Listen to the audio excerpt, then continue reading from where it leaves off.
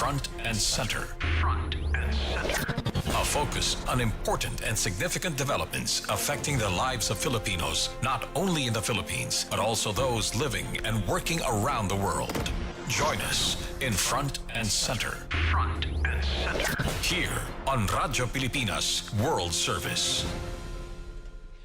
Welcome to Front and Center, where we focus on developments in the Philippines, legislation that provides policies and directions that strives to promote a better economy for the country, issues that concern the welfare and well-being of every Filipino.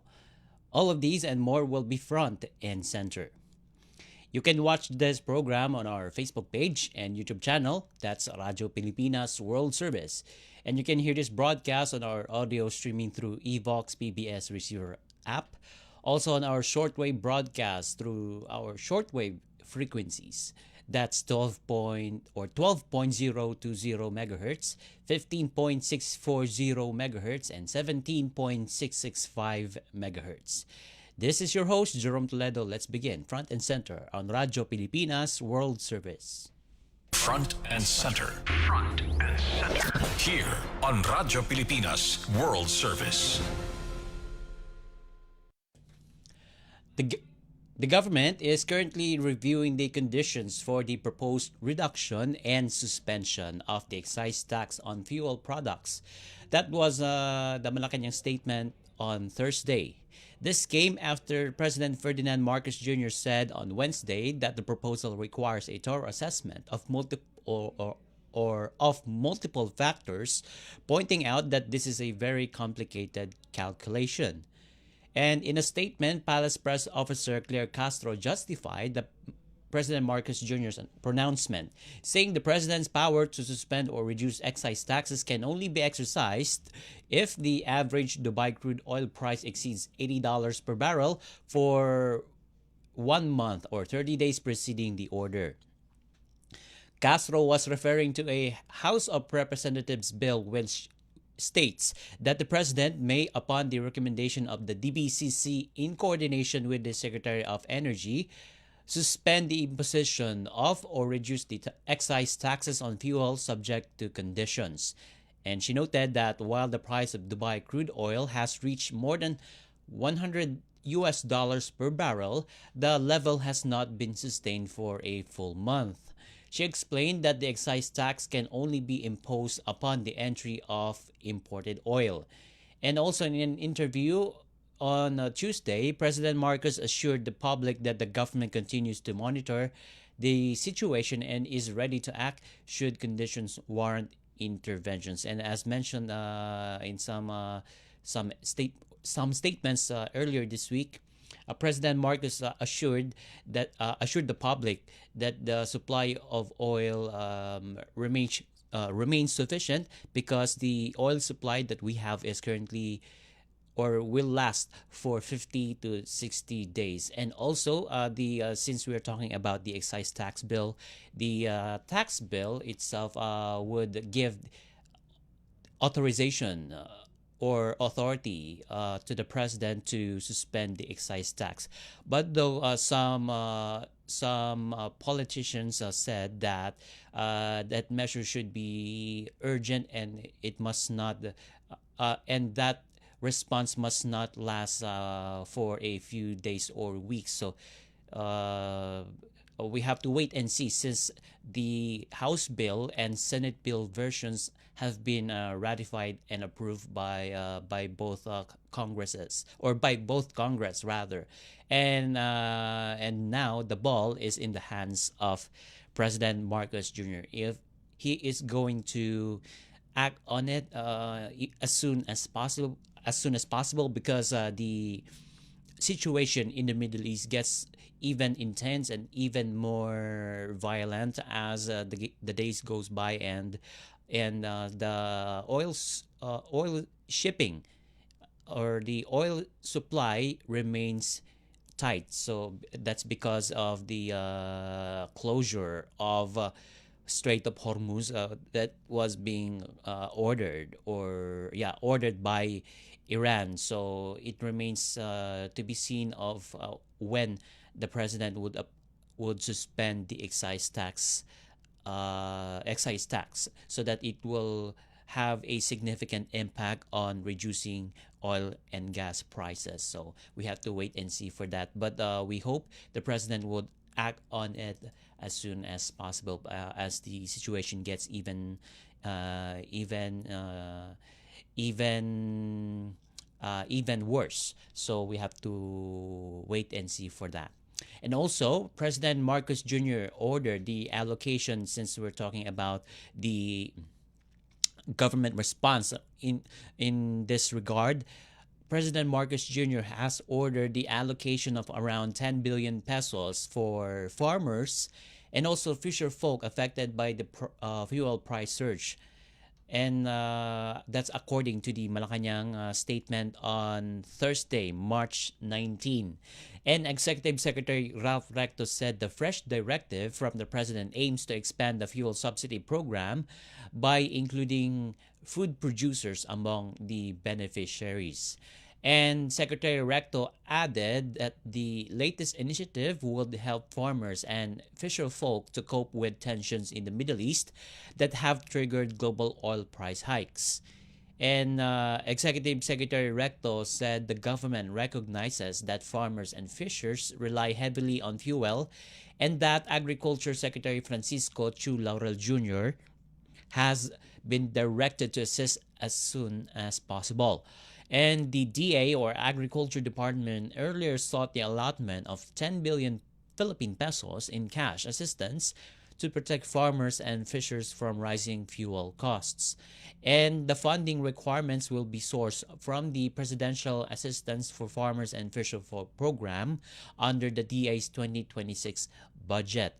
And the PAFF, however, is scheduled to release or for release in the second or third quarter of 2026. And we hope that budget will be fast-tracked so that more farmers and fisher folks will be assisted to mitigate and to aid them in addressing the rising oil prices, which now, as far as we have seen in some gas stations here in Metro Manila, particularly here in Quezon City, the price of diesel reaches as high as 110 Philippine pesos. So we hope the funds will be released as soon as possible, by weeks, if not by months. So we have to hope for that, and so that more fishermen and farmers will be assisted, and it will contribute,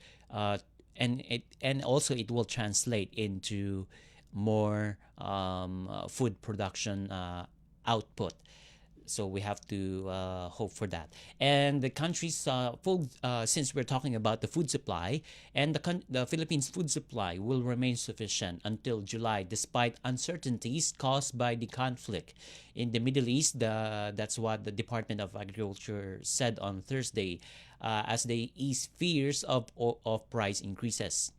And stable supply, which is backed by sufficient inventories, is assured for the following agricultural products, such as rice, corn, sugar, vegetables, and livestock. And the country is at the peak harvest season for rice and onions, alongside the dry season harvest and planting of vegetables. According to Agriculture Secretary Francisco Chu Laurel, he disclosed plans to expand sales of the cheaper rice in select public markets under Food Terminal Incorporated, or FTI. And the initiative aims to provide cheaper rice options, and at the same time to curb profiteering by those unscrupulous traders. And beyond the 36 Metro Manila markets, the DA plans to expand its availability. We are talking about the cheap rice. They will expand the availability of that rice to Metro Cebu, as well as the entire Cebu province, Cavite, Bulacan, and among others provinces. And retail rice prices are being closely monitored amid rising logistics costs.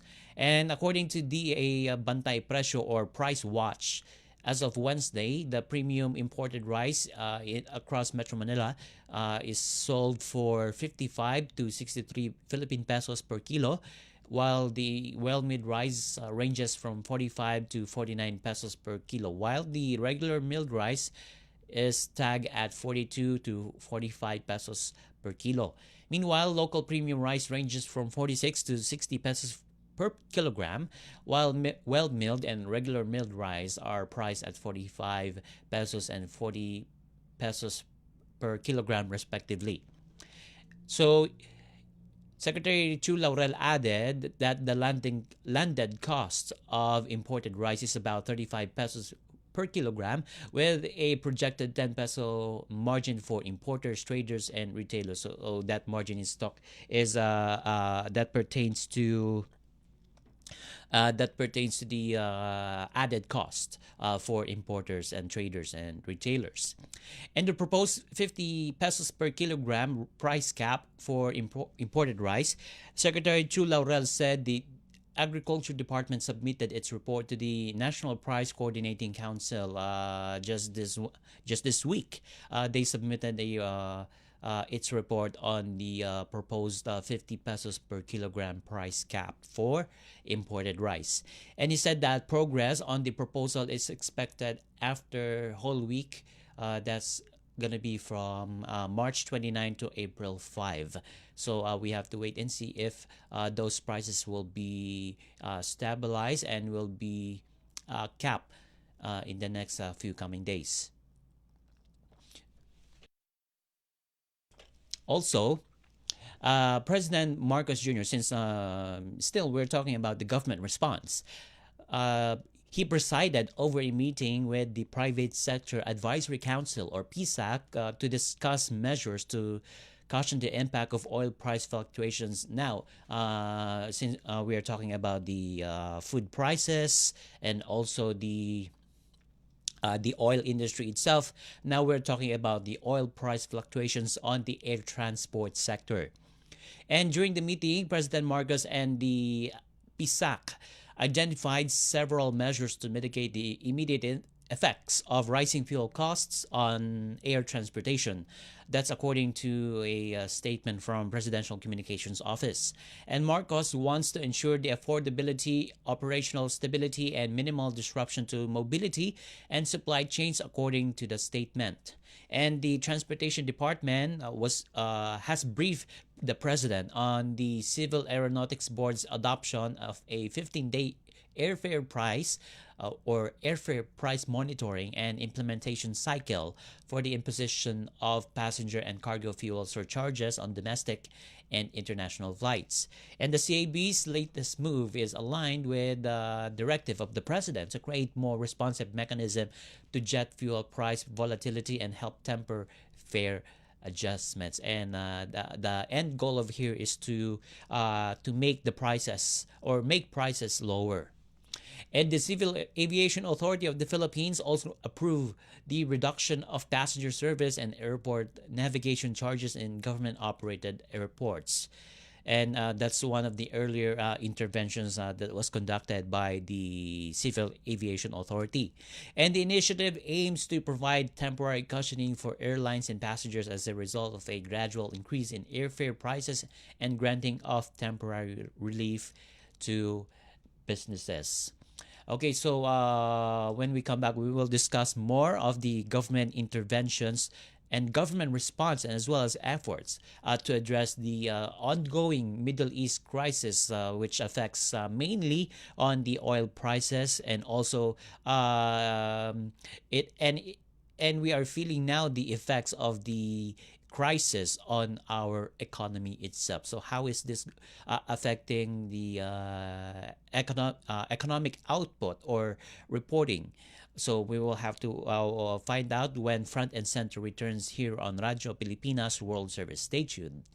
Itinuloy na po natin ang zero balance billing.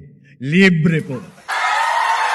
Ibig sabihin, ang serbisyo sa basic accommodation sa ating mga DOH na ospital, wala nang babayaran ang pasyente. Ang dami pong challenge, hindi po namin alam kung saan namin kukunin. ganon, nag-iisip kung paano namin mababayaran. Siyempre po, masayang masaya, super saya po dahil na zero billing po kami. Opo, malaking ano po talaga, malaking tulong po. Mabilis lang din po. Bayad na ang bill ninyo. Uulitin ko, wala nang kailangan bayaran ng pasyente basta sa DOH Hospital dahil bayad na po ang bill ninyo. Naiyak ako kasi sobrang saya. Maraming salamat po, Mr. President Bongbong Marcos Jr. Hindi kami nagkamali ng taong ihinalal. Garantisadong solusyon at aksyon ang handog sa iyo ng Bagong Pilipinas Presidential Action Center. Sundin lang ang mga sumusunod para makakuha ng appointment. Para sa wala pang eGov.ph app account, panoorin ang video para malaman kung paano gumawa ng account. Kung meron ng account sa eGov.ph app, mag-login dito. Saka hanapin ang online registration tab para sa Bagong Pilipinas Presidential Action Center. Pindutin ito para makita ang available na government services. Piliin ang serbisyo na iyong kailangan mula sa listahan. I-upload ang requirements ng serbisyong kailangan mo. Pumili ng petsa at oras kung kailan nais pumunta sa Bagong Pilipinas Presidential Action Center. I-submit na ang iyong application at bigyan ng pagkakataon na ma-review ang iyong isinumiting requirements. Hintayin ang QR code para sa kumpirmasyon ng iyong schedule. Makakatanggap ka ng text message para malaman kung naaprubahan ito. Sakaling hindi ito maaprubahan, makakatanggap ka rin ng text message para ipaalam ang kulang na requirements sa kasubukang mag-register ulit. Kung nakatanggap na ng kumpirmasyon, maaari nang pumunta sa Bagong Pilipinas Presidential Action Center sa napiling schedule, dala ang QR code at ang mga isinumiteng requirements. Huwag kalimutang dumating sa itinakdang araw at oras ng iyong appointment. Pinapaalala rin na siguruhing may kumpirmadong schedule bago pumunta sa Bagong Pilipinas Presidential Action Center para maiwasang magpabalik-balik. Simple at user-friendly ang pagpapa-appointment dito, kaya wag nang mangamba dahil sa Bagong Pilipinas Presidential Action Center, tulong ay abot kamay na. Mabilis ang trivia, dagdag talino. Heto na ang Dagling Kaalaman. Nasubukan niyo na bang gumamit ng QR codes?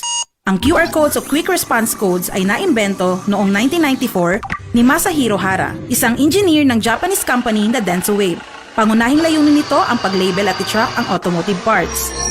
Sa pagnanais na maikalat at makatulong ito sa lipunan, isinulong ng Denso ang Advanced International Standardization at ginawang open source ang technology.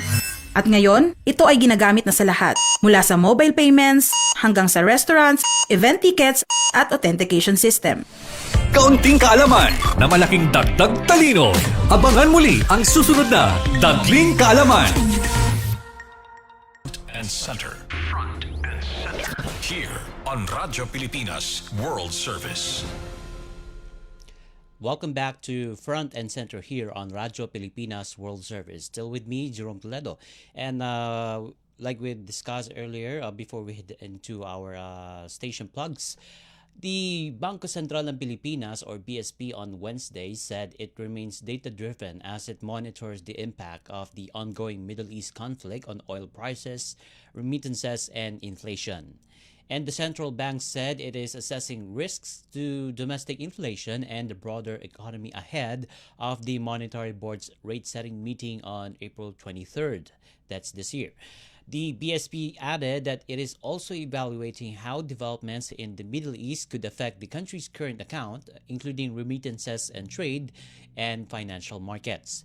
Regarding the peso, the BSP said it operates in a foreign exchange market to smooth out excessive volatility and maintain orderly conditions. So that's one of the interventions of the BSP, and that is to monitor and reduce the impact of the Middle East crisis situation that may significantly affects the Philippine economy, because the rising oil prices will lead to higher electricity rates, and as well as water and other services. So it's a good thing that the Bangko Sentral ng Pilipinas or the central bank itself is doing they can to reduce the impact of that crisis into our economy. And since we're talking about the interventions conducted by the BSP, but at the same time, the yesterday we the U.S. dollar to peso exchange rate closed at an all-time low of 60 pesos and 10 centavos against $1 on Thursday, after U.S. Federal Reserve kept interest rates steady, while the local stock barometer snapped its two-day winning streak. And according to Regina Capital Development Corporation head of sales Luis Limlingan, the Philippine market ended in the red following a strong selling pressure early in the session, which was driven by the peso's drop to a record low against the US dollar after the Fed kept interest rates unchanged. And Limlingan said the ongoing uncertainty in the Middle East, which continues to impact oil prices, further weighed on market sentiment. And the peso closed at 60 pesos and 1 centavos or 10 centavos, down from the previous day's 59 pesos and 52 cents finish. Meanwhile, in his part, Reyes Takandong and Co. Senior Advisor Jonathan Robela said that the market reacted in retaliation by Iran, meaning to say it's a knee-jerk reaction. So because Iran recently hit Qatar's energy hub, and it cost or it sustained or incurred extensive damage on that energy facility. So that's one of the effects. And the local currency opened at 59.90 cents or 59 pesos and 90 cents from its 59 pesos 68 cents start on Wednesday, and it ranged between 59 pesos and 90 centavos and 60 pesos and 40 centavos, bringing the day's average to 60 pesos and 12 centavos. Meanwhile, the volume of trade rose to 2.43 billion US dollars from previous days 1.77 billion dollars. Meanwhile, the Philippine Stock Exchange Index fell by 50.56% to 6,018.62, while all shares index also declined by 0.56% to 3,344.87. So that's an update from yesterday's trading, and it will remain that data will remain the same because today, March 20, is a regular holiday. So, but nonetheless, there's a significant movement in the Philippine Stock Exchange. And except for industrial, which rose by 0.14%, all the sectoral gauges closed in the negative territory. Meanwhile, mining and oil recorded the biggest decline at 6.70%, and the volume of trade reached 1.87 billion.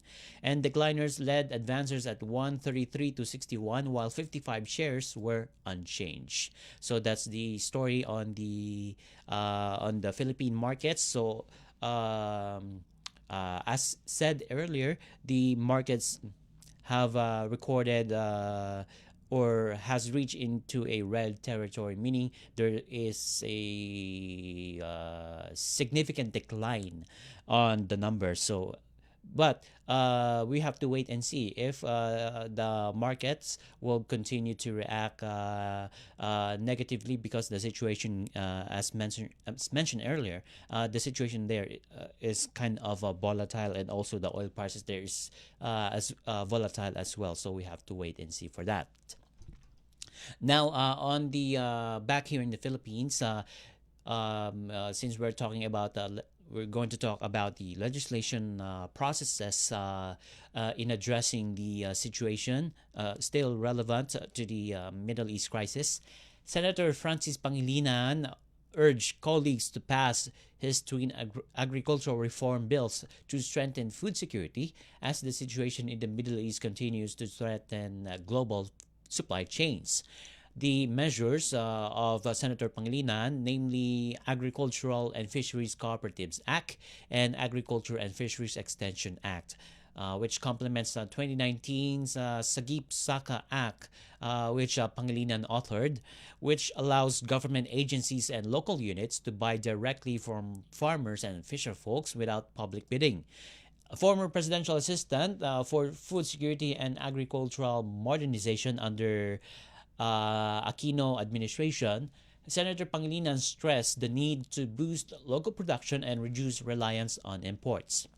And that bill, authored by Pangilinan, covered the entire value chain, including inputs, production, processing, logistics, marketing, credit, education, agritourism, digital agriculture, and climate resilient safety nets. And the cooperatives bill would grant tax incentives and encourage banks and financial institutions to give preferential support to agricultural and fisheries cooperatives, helping them achieve economies of scale and secure negotiated contracts with government under the Sagip-Saka Act. Also, Senator Pangilinan is also pushing to renationalize agricultural extension services to address serious and wide gaps in agricultural governance in the country. And the extension bill would deploy workers to the municipal level to ensure efficient program delivery and timely aid distribution. And he described the measures as long-term investments in expanding the country's food supply chain, emphasizing the need for training in climate-smart agriculture, technology, and insurance. So we hope those agricultural bills authored by Senator Pangilinan will be passed as soon as possible so that it will create significant impact on our agricultural sector and produce more agricultural inputs as we deal with the Middle East crisis. And also on the manufacturing side,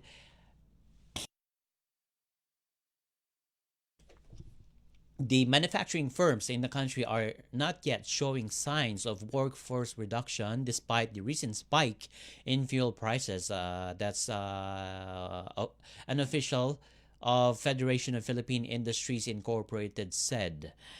They assured that the manufacturing firms will not reduce its workforce or will not resort to job layoffs.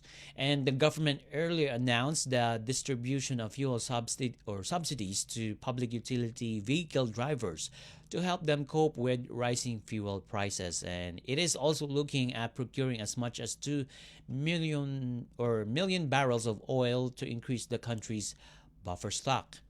And the domestic oil prices went up by more than 20 pesos per liter just this week, so the entire week, as global oil prices continue to increase due to the conflict in the Middle East. And for gasoline products, the increase amounted to 12 pesos and 90 centavos to 16 pesos 60 cents per liter. That's for gasoline. For diesel, the increase flirts from 20 pesos to 20 pesos and 40 cents to 23 pesos and 90 cents per liter. Meanwhile, for kerosene, it ranges from 6 pesos and 90 centavos to 8 pesos and 90 centavos per liter. And Lee said that while the increase in oil prices and depreciation of the peso will have serious effects, this does not automatically lead to the closure of firms. And he cited the need to tighten belts and implement measures to reduce the impact of rising fuel prices and peso depreciation. So that's the obvious action to tighten belts and to practice saving measures or austerity measures and implement measures to reduce the impact of rising fuel prices.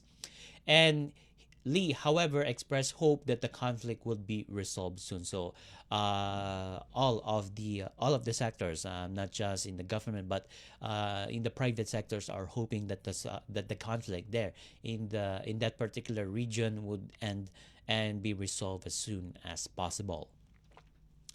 And meanwhile, since we're talking about the government response and also legislative measures to aid the ongoing conflict in the Middle East. The proactive response and oversight for timely and effective crisis strategy or PROTECT panel will help align government response and advance the development of a comprehensive national contingency plan. So that's what Senator Alan Peter Cayetano said on Thursday. And Cayetano said the ad hoc committee will strengthen coordination among national agencies, local governments, and the private sector through a whole of government approach. And Senate Resolution number 350, authored by Senator Cayetano, which he holds Minority Leader post. He authored that resolution number 350, which co-authored by Senate President Vicente Soto III and Majority Leader Juan Miguel Zubiri. And that Senate resolution, it establishes the panel following an earlier resolution urging the executive branch to craft a national contingency framework and plan. And under the measure, the ad hoc committee will be composed of chairpersons of all Senate committees and tasked to conduct hearings and consolidate inputs from stakeholders and provide legislative oversight while implementation remains with the executive branch. And the resolution cited the ongoing conflict involving the United States, Israel, and Iran, which has disrupted global oil supply and raised concern over energy security, inflation, and economic stability, highlighting the need for a coordinated national response. And Senator Cayetano said the initiative seeks to ensure coordination among national agencies, local governments, and the private sector.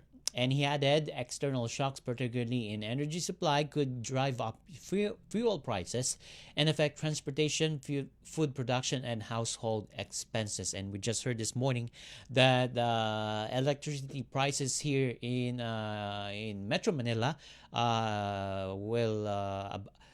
will rise or will increase. We don't know how much energy utility company will increase, so we have to wait for that price adjustments.